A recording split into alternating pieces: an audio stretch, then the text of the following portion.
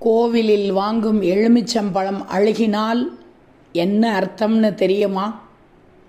கோவிலில் இருந்து வாங்கி வரும் எலுமிச்சை பழம் அழுகினால் வீட்டில் இருக்கும் கெட்டது உங்களை விட்டு விலகிவிட்டது என்றுதான் அர்த்தம்.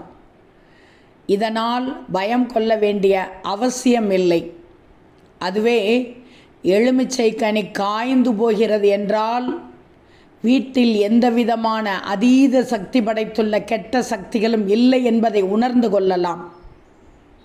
3 எலுமிச்சம்பழங்களை வாங்கி வைத்து சுபகாரியத்திற்கு செல்லும் போதோ, வெற்றியை நோக்கி செல்லும் போதோ, அல்லது உங்களுடைய பயணத்தின் போதோ, வாகனத்தில் செல்லும் போதோ இந்த கனிகளை அம்மன் கோவில் வாசல் முன்னால் இருக்கும் திரிசூலத்தில் சொருகிவிட்டு போனால் நிச்சயமாக வெற்றி கிடைக்கும்.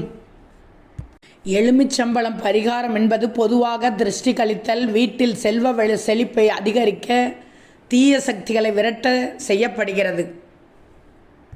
சில பொதுவான பரிகாரங்கள்: வீடு, பணம் வைக்கும் பெட்டி போன்றவற்றின் அடியில் எலுமிச்சை பழம் வைப்பது, வீட்டில் எலுமிச்சம்பழத்தை தண்ணீர் ஊற்றி வைப்பது, மேலும் அம்மன் கோவில்களில் எலுமிச்சை மாலை சாற்றுவது நல்லது. எலுமிச்சம்பழத்தில் மஞ்சள், குங்குமம் வைத்து திருஷ்டி கழிக்கும் போது மந்திரங்கள் சொல்லி சுழற்றி பின்னர் அதை போட்டு உடைப்பதன் மூலம் திருஷ்டி கழிப்பதாக சொல்லப்படுகிறது. பணம் வைக்கும் பெட்டியில் அல்லது வீட்டில் உள்ள பீரோவுக்கு அடியில் ஒரு எலுமிச்சம்பழத்தை வைப்பதன் மூலம் வீட்டில் பணம், செல்வம் பெருகும் என்பது நம்பிக்கை. வீட்டின் 4 மூலைகளிலும் எலுமிச்சம்பழம் வைத்தால் தீய சக்திகள் விலகும் என்பது நம்பிக்கை.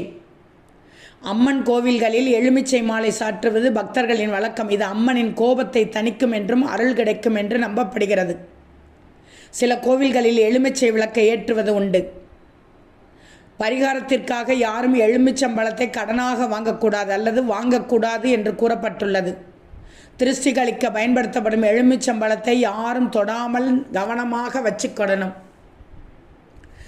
பரிகாரம் செய்யும் போது கவனிக்க வேண்டியவை: எலுமிச்சம்பழத்தை கடனாக வாங்கக்கூடாது, திருஷ்டி எலுமிச்சையை தொடக்கூடாது.